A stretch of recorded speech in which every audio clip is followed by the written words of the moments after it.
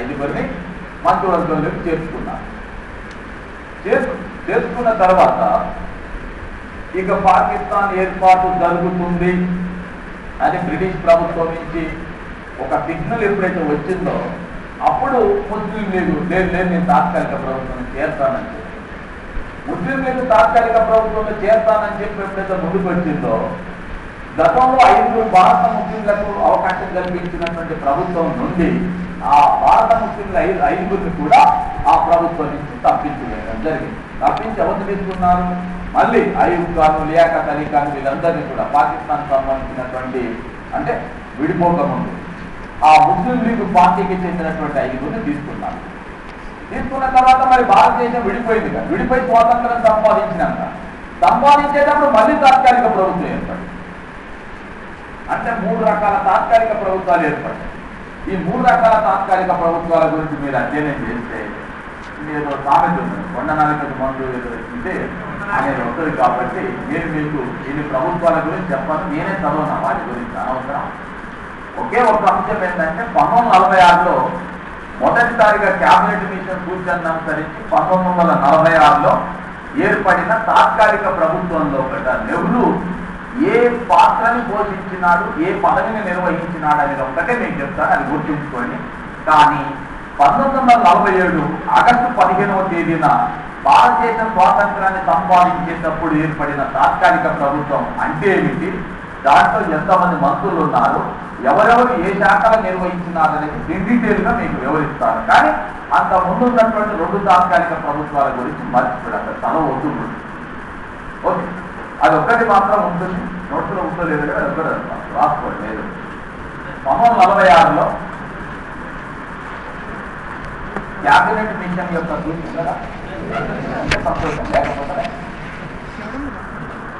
ఉంటే ఓకే అంటున్నా. అప్పుడు ఈ నెహ్రూ 1946 ఏర్పడినటువంటి తాత్కాలిక ప్రభుత్వంలో నెహ్రూ ఉపాధ్యక్షుడిగా కొనసాగినాడు. ఒక్కటే అంశం ఇంపార్టెంట్, మిగతావన్నీ కామన్. ఉపాధ్యక్షుడు ఎందుకని ఎవరంటారు? గవర్నర్ జనరల్ అధ్యక్షుడిగా కొనసాగితే నెహ్రూ ఉపాధ్యక్షుడిగా కొనసాగినాడు. ఇక 1947 భారతదేశానికి ఆగస్టు 15న భారతదేశానికి స్వాతంత్రం వచ్చినప్పుడు ఏర్పడినటువంటి తాత్కాలిక ప్రభుత్వంలో మొత్తం 14 మంది సభ్యులుగా ఉండేటటువంటి వారు. ఈ 14 మంది మంత్రులు, వారి యొక్క శాఖలు, వాటి ఇంపార్టెన్స్ అన్నీ ముఖ్యమేనండి. ప్రతి ఒక్కటి ముఖ్యం. ఎందుకంటే ఆల్మోస్ట్ ప్రతి సందర్భంలో కూడా మొదటి అనేటటువంటి అంశం పైన ప్రశ్నలు వస్తున్నాయి. మొదటి మీరు ఎప్పుడైనా సరే ఫస్ట్ అనేటటువంటిది, అది మొదటి కేంద్ర మంత్రి మండలి గురించి అడుగుతాడా, కేంద్ర మంత్రి మండలి మొదటి మహిళా మంత్రి గురించి అడుగుతారా, బడ్జెట్ను ప్రవేశపెట్టిన మొదటి మంత్రిని ఎవరైనా అడుగుతారా, లేక ఆ శాఖల నిర్వహించినటువంటి ముఖ్యులను దృష్టిలో పెట్టుకుని అడుగుతారా, మొదటి ఎన్నికల కమిషనా, మొదటి లోక్సభ స్పీకరా, మొదటి రాజ్యసభ చైర్మనా, వైస్ చైర్మన్, డిప్యూటీ చైర్మనా, ఏదైనా సరే మొదటి ఫైనాన్స్ కమిషన్ చైర్మనా, మొదటి ఎన్నికల కమిషన్ చైర్మనా, వీళ్ళందరి గురించి కూడా మొదటి అనే అంశం పైన 1 or 2 క్వశ్చన్స్ ఉంటాయి. ఏ మొదటి గురించి అడుగుతాడనేది మనం నిర్ణయించి చెప్పలేము, కానీ 1-2 క్వశ్చన్స్ ఉంటాయి. ఇంపార్టెంట్ అయినటువంటి ప్రతి సంస్థకు సంబంధించిన మొదటి అనే అంశానికి దృష్టి తీసుకొస్తాను. కానీ దానికంటే ముందు మొదటి తాత్కాలిక ప్రభుత్వం అంటే తాత్కాలిక ప్రభుత్వంలో మంత్రులుగా పనిచేసినటువంటి వాళ్ళు.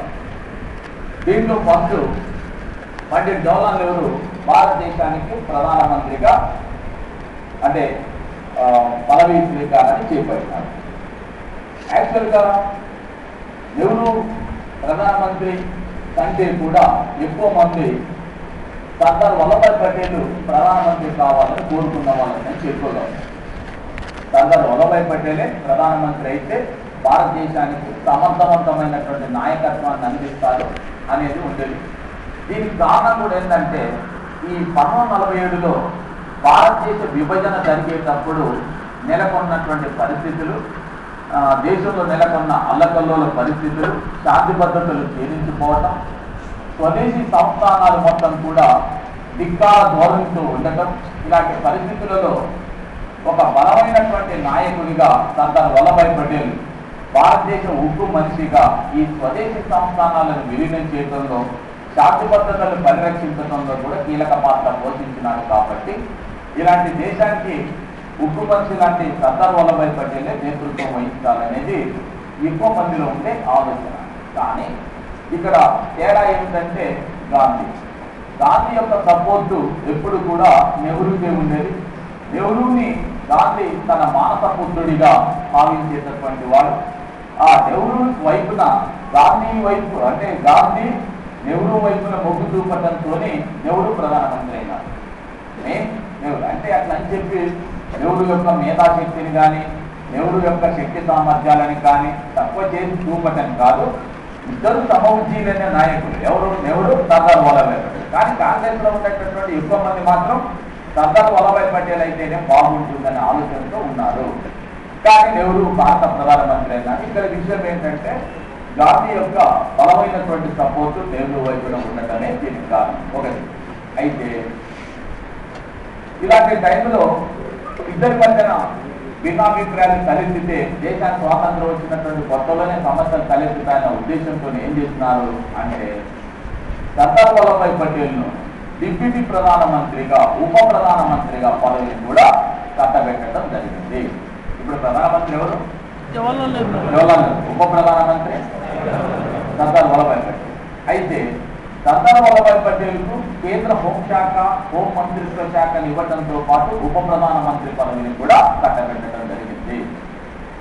అదేవిధంగా ఇంకొక అంశం, భారతదేశం అంటే మొదటి రాష్ట్రపతిగా పనిచేసినటువంటి బాబు రాజేంద్ర ప్రసాద్ కూడా ఈ తాత్కాలిక మంత్రి మండలిలో మంత్రిగా పనిచేస్తున్నాడు. ఏ మంత్రిగా పనిచేస్తున్నాడు? వ్యవసాయము, ఆహారానికి సంబంధించినటువంటి మంత్రిగా పనిచేస్తున్నారు. ఎవరు? డాక్టర్ బాబు రాజేంద్ర. కొన్ని సందర్భాలలో మీకు ఐడియా ఉంచుకోవాలి, ఇప్పుడు కూడా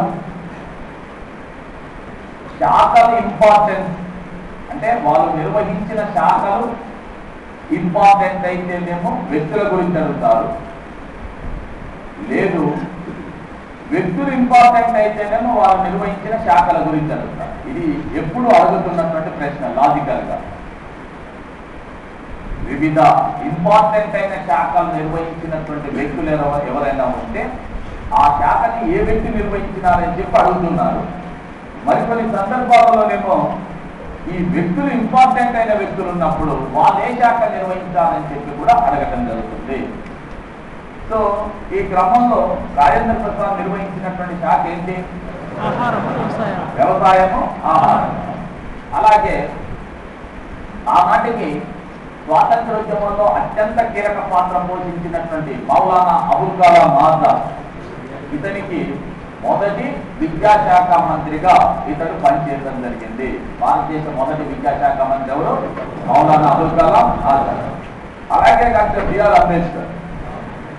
బిఆర్ అంబేద్కర్ మొదటి న్యాయశాఖ మంత్రిగా పనిచేస్తున్నారు.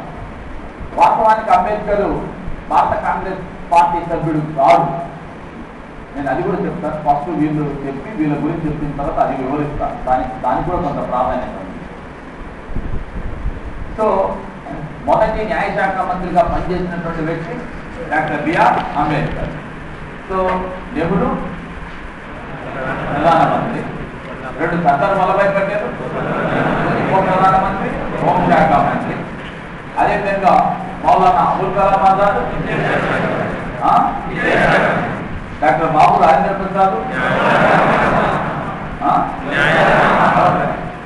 అదేవిధంగా అంబేద్కర్ న్యాయశాఖ. వీరితో పాటు మొదటి దేశ రక్షణ శాఖ మంత్రిగా పనిచేస్తున్నటువంటి వ్యక్తి సర్దార్ బల్దేవ్ సింగ్. సర్దార్ బల్దేవ్ సింగ్ అనేటటువంటి ఆయన మొదటి రక్షణ శాఖ మంత్రిగా పనిచేస్తున్నారు. అలాగే భారత పార్లమెంటులో మొదటిసారిగా బడ్జెట్ను ప్రవేశపెట్టిన వ్యక్తి ఎవరన్నా? మామూలుగా ఆర్థిక శాఖ మంత్రి ప్రవేశపెడతారు. ఈ ఆర్థిక శాఖ మంత్రి పేరు అడగకుండా, అంటే ఆర్థిక శాఖను ఎవరు నిర్వహించినారు అని చెప్పి అడగొచ్చు. అలా అడగకుండా మొదటి బడ్జెట్ను ప్రవేశపెట్టిన వ్యక్తి ఎవరు? షణ్ముఖం చెట్టియార్ అనేటటువంటి ఆయన మొదటి ఆర్థిక శాఖ మంత్రిగా ఉన్నాడు. అదేవిధంగా మొదటి బడ్జెట్ను ప్రవేశపెట్టింది కూడా అలాగే. అలాగే కేంద్ర మంత్రి మండలిలో మరొక ప్రముఖుడు జాన్ మత్తయ్య అని. ఈయన ఏ శాఖ నిర్వహించినాడు? రైల్వేలు కేంద్ర ఉపరితల రవాణా శాఖను నిర్వహించడం జరిగింది. అలాగే కేంద్రంలో మొదటి మహిళా మంత్రిగా పనిచేసినటువంటి వ్యక్తి రాజేంద్ర కుమారి అమృత్ గౌడ్ అనేటటువంటి ఆమె మొట్టమొదటి మహిళా మంత్రిగా పనిచేస్తున్నారు. ఈమె నిర్వహించినటువంటి శాఖ ఆరోగ్య శాఖ. ఈమె ఏ శాఖ నిర్వహించింది? ఆరోగ్య శాఖ నిర్వహించింది. అలాగే రఫీక్ అహ్మద్ కిద్వాయ్ ఈయన కేంద్ర కమ్యూనికేషన్ల శాఖ మంత్రిగా పనిచేయడం జరిగింది. అలాగే టిహెచ్ బాబా వాణిజ్య శాఖ మంత్రిగా పనిచేస్తున్నారు. అదేవిధంగా డాక్టర్ శ్యామ్ ప్రసాద్ ముఖర్జీ మొదటి పరిశ్రమల శాఖ మంత్రిగా పనిచేయడం జరిగింది.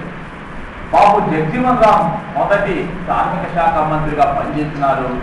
ఎన్వి గాడ్గిల్ విద్యుత్ శక్తి కేంద్ర ఉక్కు గనుల శాఖ మంత్రిగా పనిచేసినటువంటి వ్యక్తి. ఎవరు? ఎన్వి గాడ్గిల్. ఓకే, ఇందులో ఆలోచన చేసేది ఏంటంటే,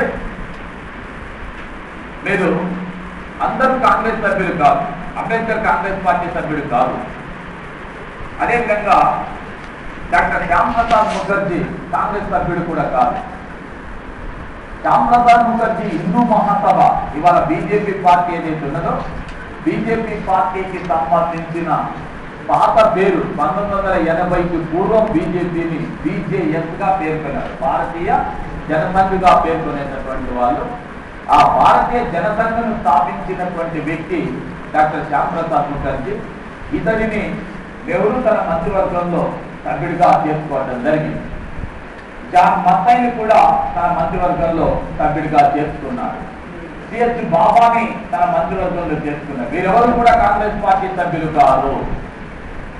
అయినా కూడా తన మంత్రివర్గంలోకి వీళ్ళని తీసుకోవడానికి గల కారణం ఏంటంటే, నెహ్రూ మొదటి నుంచి కూడా ప్రజాస్వామికవాది. ఎవరైనా ఎస్ఏ ఎగ్జామ్ రాస్తే దానికి క్వశ్చన్ వచ్చింది. మొదటి నెహ్రూ ఏర్పాటు చేసిన మొదటి తాత్కాలిక ప్రభుత్వంలో కాంగ్రెస్ పార్టీ సభ్యులు కాకుండా కేంద్ర మంత్రి మండలిలో పనిచేసినటువంటి వారు ఎవరు అని చెప్పి ఇచ్చినారు. దాంట్లో అంబేద్కర్ కానీ, లేక డాక్టర్ శ్యామ్ ప్రసాద్ ముఖర్జీ కానీ, జాన్ మత్తయ్య కానీ, సిహెచ్ బాబా లాంటి వాళ్ళు ఎవరు కూడా కాంగ్రెస్ పార్టీ సభ్యులు కాదు. అయినా కేంద్ర మంత్రి మండలిలో సభ్యులుగా పనిచేయడం జరిగింది. కారణం ఏంటంటే, ఆనాటికి వీరందరికీ కూడా భారతదేశంలో ఒక మేధావులుగా గుర్తింపు ఉన్నది కాబట్టి వాళ్ళ సేవలని భారతదేశ అభివృద్ధి కోసం వినియోగించుకోవాలన్న ఉద్దేశంతో వారిని మొదటి మంత్రి మండలిలో సభ్యులుగా చేర్చుకున్నారు. ఓకే, ఇదంతా ఒక ఎత్తు అయితే ఒక సందర్భంలో ప్రశ్న వచ్చింది. నెహ్రూ యొక్క అంటే కేంద్ర మంత్రి మండలి మొదటిసారి ఏర్పడిన తాత్కాలిక ప్రభుత్వంలో విదేశాంగ శాఖ మంత్రిత్వ శాఖ నిర్వహించిన వారెవరని కావాలని ఉద్దేశపూర్వకంగా అందరూ చూసి నేనేం చెప్తాను. అది వినాలి. నేను ముందే చెప్పినాను, మీరు ముందు చదువుకోదంతా రాయండి. చదువుకోనొచ్చి నేను చెప్పేదని విన్నాను. లేదు, నేను చెప్పేది విన్న తర్వాత ఇంటికి పెట్టి చదవండి. నేను చెప్పేటప్పుడు నా వైపు నోట్ వైపు చూస్తే మీకు సబ్జెక్ట్ రాదు. ఎప్పుడైనా సరే ఒక విషయాన్ని వినేటప్పుడు, నూతనంగా వినేటప్పుడు కాన్సన్ట్రేషన్ ఎక్కువ ఉంటుంది. అట్లనే చేయాలి. లేదు అని అంటే ముందు చదువుకొని వచ్చిన తర్వాత చెప్పేదన్నా వినాలి. లేదు చెప్పింది విన్న తర్వాత వెళ్ళైనా చదవాలి. అప్పుడు మీకు సబ్జెక్ట్ నేను ఒక అవగాహన వస్తుంది. నా వైపు నోటు వైపు మీరు చూశారనుకో, మీకు అది రాదు ఇది రాదు. ఈ అనుభవం చూపిస్తున్నా మీకు కూడా అర్థమైంది. ఇప్పుడు మీరు సార్ కలిసి చెప్తున్నా లేదని చూస్తున్నా, సబ్జెక్ట్ చెప్తున్నా రాలేదని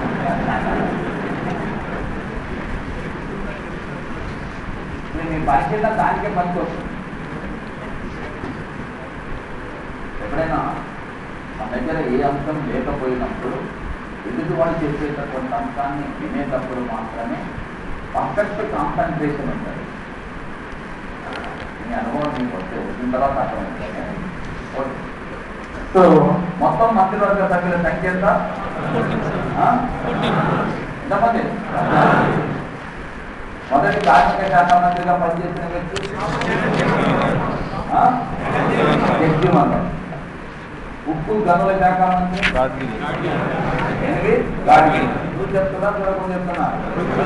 చూడకుండా చెప్తే వెరీ హ్యాపీ, నువ్వు చెప్తే మాత్రం వెరీ బ్యాడ్. ఇప్పుడు జాన్ మస్తాయి ఏ శాఖ నిర్వహిస్తున్నారు?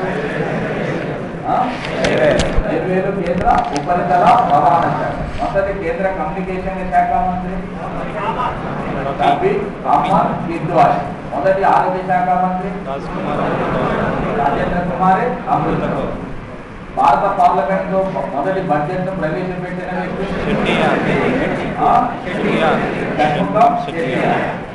కేంద్ర మొదటి విదేశాంగ శాఖ మంత్రి.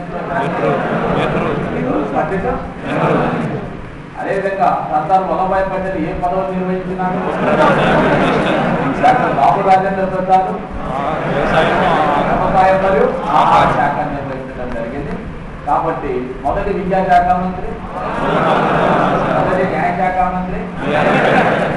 ఇది మాత్రం పట్టినట్టుగా గుర్తుంచుకున్న పర్లేదు, కానీ ఇది తప్పనిసరిగా గుర్తుంచుకోవాల్సిన. రైట్. ఇప్పటి వరకు మనం ఎంతో కష్టపడి గత వారం రోజుల నుంచి భారతదేశానికి స్వాతంత్రాన్ని సంపాదించినాం. ఇక ఇప్పుడు మనం భారతదేశానికి ఒక రాజ్యాంగాన్ని రచించాల్సిన అవసరం కూడా ఉంది.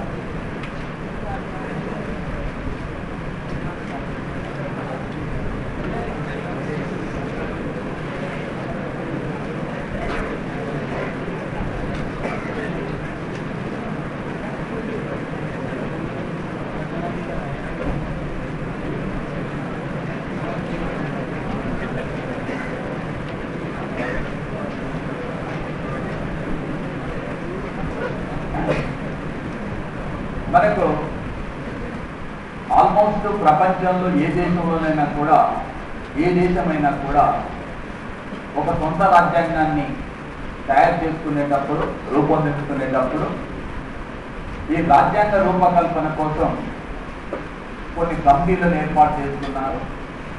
అలా భారతదేశం కూడా తన రాజ్యాంగ రచన కోసం రాజ్యాంగ పరిషత్ అనేటటువంటి ఒక సంస్థని ఏర్పాటు చేసుకోవడం జరిగింది.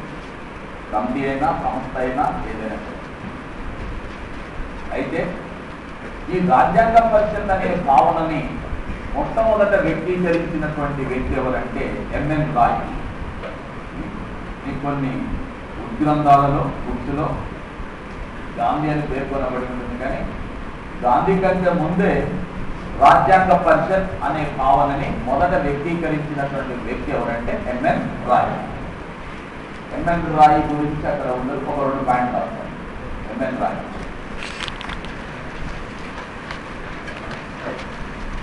భారత కమ్యూనిస్టు పార్టీ వ్యవస్థాపకులలో ఒకరు. భారత కమ్యూనిస్టు పార్టీ వ్యవస్థాపకులలో ఒకరు.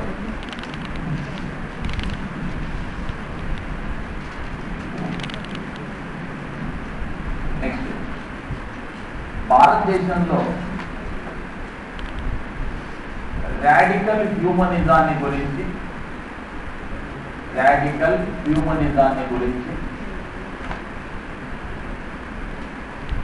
లేదా హ్యూమనిజం సిద్ధాంతాన్ని ప్రతిపాదించిన వ్యక్తి ఎంఎన్ రాయ్. భారతదేశంలో రాడికల్ హ్యూమనిజం సిద్ధాంతాన్ని ప్రతిపాదించిన వ్యక్తి ఎంఎన్ రాయ్.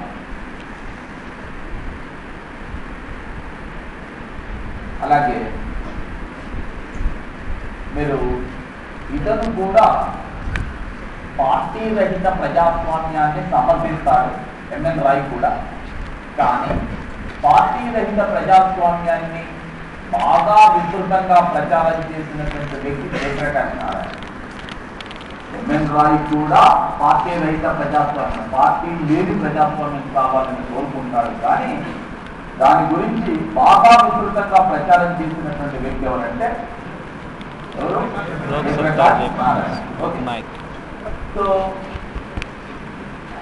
భారతదేశానికి ఫస్ట్ స్వరాజ్యం కావాలని కోరినట్టు స్వరాజ్యం అనే పదాన్ని మొదట వ్యక్తీకరించిన వ్యక్తి ఎవరంటే దాదాబాయ్ నవరోజీ. అంటే ఫస్ట్ వ్యక్తీకరించినట్టు విస్తృతంగా ప్రచారంలోకి తీసుకొచ్చినటువంటి వ్యక్తి బాలగంగాధర్ తిలక్. దాంట్లో సందేహం ఉంది. ప్రచారంలోకి తీసుకురావడం వేరు, దాన్ని ప్రతిపాదించడం వేరనమాట.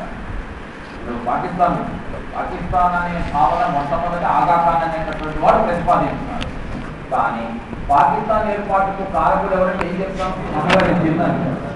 కానీ మహమ్మద్ అలీ జిన్నా దగ్గరికి పాకిస్తాన్ పతాన్ ఏర్పాటు చేసి 1916లో తీసుకెళ్తే ఇది సాధ్యం కాదు, అనవసరమైన పగటి కాలంలో కనుక తీసుకొస్తూ చేసినాడు. ఎవరు? మహమ్మద్ అలీ జిన్నా. తర్వాత కాలంలో దాని పట్ల అంటే ఆసక్తిని పెంచుకొని తర్వాత పాకిస్తాన్ విభాజిస్తాను ఇదంతా కూడా ఒక అంటే సిద్ధాంతంగా ప్రచారం చేయడంలో కూడా మహమ్మద్ అలీ జిన్నా కృతకృత్యుడైన అది వేరు విషయం. ప్రారంభంలో వ్యతిరేక అంటే ఇది సాధ్యమైన పనిగా అనవసరమైన పగటి కళలు గమనించాలని కూడా చెప్తున్నాడు జిన్నా. అలాగే ఇక్కడ కూడా ఏంటంటే మనకు కొన్ని బుక్స్లో రాజ్యాంగ పరిస్థితి గురించి మొదట వ్యక్తీకరించిన వ్యక్తి మహాత్మా గాంధీ అని ఉంటుంది, కానీ మహాత్మా గాంధీ కాదు, ఎంఎన్ రాయే మొట్టమొదటిసారిగా ప్రతిపాదించినాడు. స్వరాజ్యం అనే పదాన్ని కూడా మొదట వ్యక్తీకరించిన వారు ఎవరంటే దాదాబాయ్ నౌరోజీ. అయితే దేశానికి ఒక రాజ్యాంగం అవసరం, భారతదేశానికి ఒక రాజ్యాంగం అవసరం అని 1918లో భారత జాతీయ కాంగ్రెస్ మొదటిసారిగా ఒక తీర్మానాన్ని ఆమోదించింది. తర్వాత 1922లో మహాత్మా గాంధీ తన ఇండియాలో ఒక వ్యాసం రాస్తూ మాట్లాడతారు,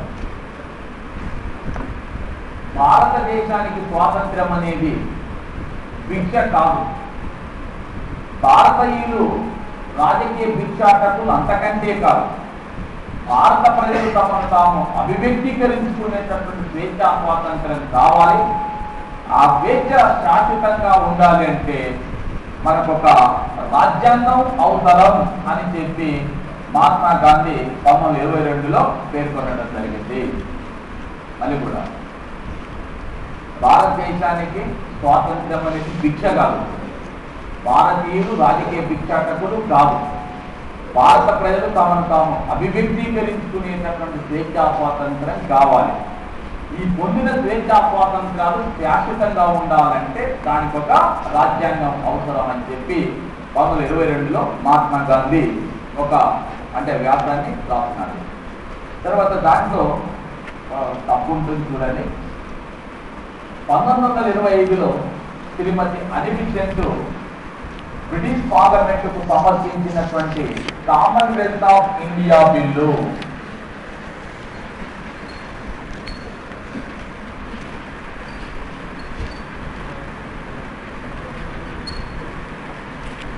కామన్వెల్త్ ఆఫ్ ఇండియా ఏం లేదు, అన్నీ ఉంటాయి కానీ 22 అంటే 25 చేయాలి, 25 ఉంటే మార్చాల్సింది ఏం లేదు, 22 ఉంటే మాత్రం మార్చాలి, 25.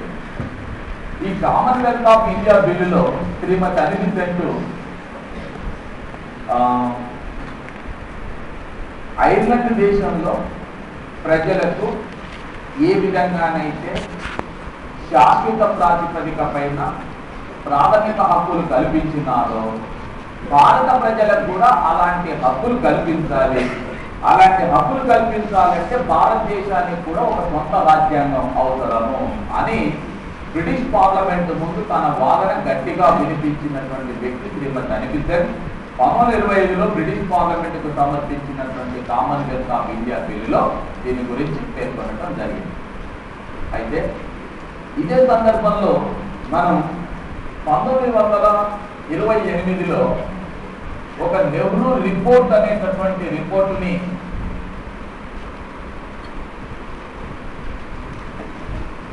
తయారు చేసినారు.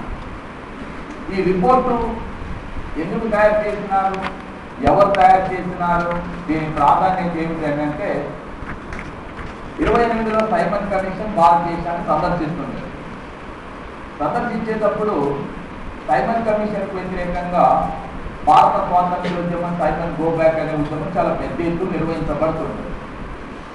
అలాంటి టైంలో లార్డ్ బిల్కెన్ హార్ట్ అనేటటువంటి వాడు భారతీయులను హేళన చేస్తూ మీరు ప్రతిసారి భారతదేశానికి ఏదైనా మేలు చేయాలన్న ఉద్దేశంతో మిమ్మల్ని పరిపాలించడం కోసం, ఒక మంచి పరిపాలన అందించాలన్న ఉద్దేశంతో ఒక మంచి చట్టాన్ని ప్రవేశపెట్టాలని మేము ప్రయత్నం చేస్తే మీరు వ్యతిరేకిస్తున్నారు. అసలు రాజ్యాంగం అంటే ఏమిటో మీకు తెలుసా? రాజ్యాంగం అంటే ఏమిటో మీకు తెలుసా? పరిపాలన అనేటటువంటిది ఒక గొప్ప కళ. దాని విషయంలో ఆ భగవంతుడు మా మీద ఒక భారాన్ని మోపి, it is nothing but A white men burden, ఆ భగవంతుడు మా మీద భారాన్ని మోపి మిమ్మల్ని పరిపాలించాలని, మీరు మూర్ఖులు, అజ్ఞానులు, పరిపాలన అవగాహన లేని వారు కాబట్టి మిమ్మల్ని ఉద్ధరించాలని చెప్పి ఆ భగవంతుడు మా పైన భారం మోపి ఇక్కడికి పంపిత వచ్చినాం తప్ప మిమ్మల్ని పరిపాలించేదన్న ఇంట్రెస్ట్ నాకు ఏ మాత్రాన కూడా లేదు అని చెప్తూ, మీకు చేతనైతే మన భాషలో చెప్పాలంటే మీకు దమ్ము ఉంటే ఒక సొంత రాజ్యాంగాన్ని తయారు చేసి చూపించండి అని చెప్పి లార్డ్ బిర్గన్ హట్ అనేటటువంటి వాడు ఒక సవాలు విసిరినాడు భారతీయులకు. విసిరినప్పుడు పండిట్ మోతీలాల్ నెహ్రూ, జవహర్లాల్ నెహ్రూ తండ్రి అయినటువంటి పండిట్ మోతీలాల్ నెహ్రూ, అబ్దుల్ అన్సారీ అనే ఇద్దరు కలిసి ఈ రిపోర్టును తయారు చేసినారు. దీన్నే నెహ్రూ రిపోర్ట్ అంటాము. ఇంకొక రకంగా చెప్పాలంటే భారత రాజ్యాంగ రచన కోసం లేదా భారత రాజ్యాంగ నిర్మాణం కోసం, భారత రాజ్యాంగాన్ని తయారు చేయడం కోసం భారతీయులు జరిపినటువంటి నిర్మాణాత్మకమైనటువంటి కృషికి నిదర్శనమే నెహ్రూ రిపోర్ట్. భారతదేశం కోసం, భారతదేశ పరిపాలన కోసం ఒక సొంత రాజ్యాంగం అవసరం అనేటటువంటి భావనను దృష్టి అందించుకొని ఆ రాజ్యాంగ తయారీ కోసం భారతీయులు చేసినటువంటి నిర్మాణాత్మకమైన కృషికి నిదర్శనమే నెహ్రూ రిపోర్టు. అయితే మరి నెహ్రూ రిపోర్టు ఏం రాస్తున్నారు అని అంటే, నెహ్రూ రిపోర్టులో ముఖ్యంగా భవిష్యత్తులో భారతదేశ పరిపాలన కోసం అవసరమైన రాజ్యాంగాన్ని భారతీయులే తయారు చేసుకోవాలి. ఈ తయారు చేసిన రాజ్యాంగంలో ఈ దేశంలో ఉండేటటువంటి అన్ని వర్గాల ప్రయోజనాలు కూడా దీంట్లో ఇమిడి ఉండాలి. ఈ రాజ్యాంగంలో ప్రాథమిక హక్కులను పొందుపరచాలి.